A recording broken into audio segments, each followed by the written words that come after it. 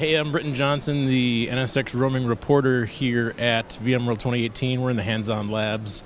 This is my good friend Marshall. Marshall, how are you? Doing good, Britton. How about yourself? Having a good VMworld? Yeah, it's been great. How many VMworlds is this for you? This will be my third. Cool.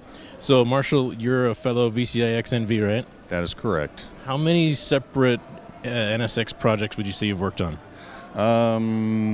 Including the ones that I'm currently involved with, probably about 10 or 12. That's amazing.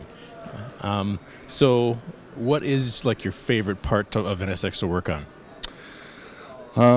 There's a lot of it. I would say that I probably have invested the most time in understanding like the distributed firewall. Did VCDX defense for that particular use case, as a matter of fact. Awesome. So when you're kind of starting to plan some of these projects out with customers, where do you see the best place to start in an NSX deployment? It's always at the beginning.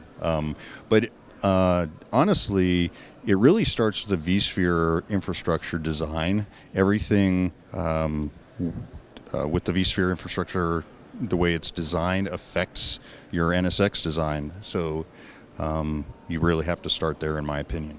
Yeah, it's really, that's kind of one of the cool things I think about NSX is it requires so much, knowledge of deep vSphere knowledge just to really get it going. Yep. So you've probably had a couple of, speed bumps and pitfalls in projects. What's kind of some things lessons you've learned from failures? Well, make sure you understand how the underlying virtual switches, the VDS, are going to be designed. In particular, things like VTEPs. If you place them on the wrong network, having to try and replace IP addresses can't be done, and so you end up having to pretty much start over. Awesome. So, when did it really hit you that when you first saw NSX, how big of a deal this was going to be? I think that I realized that after my first big project, we set up actually it was a POC, and up until that point, I had worked with it and configured it and deployed it a number of times, but we actually got to put it into use with some real use cases. It was extremely compelling. We came away with some surprising results. Awesome.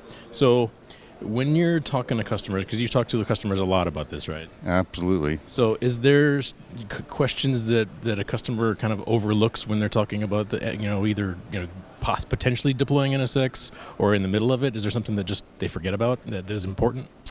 I think that because it's really abstract, a lot of customers struggled sort of to understand that it's like the logical networking, for example, is an overlay, and that they're no longer using traditional VLANs to do what they've always done before, and that they're NSX's capabilities to do microsegmentation really changes the way they operate the networking.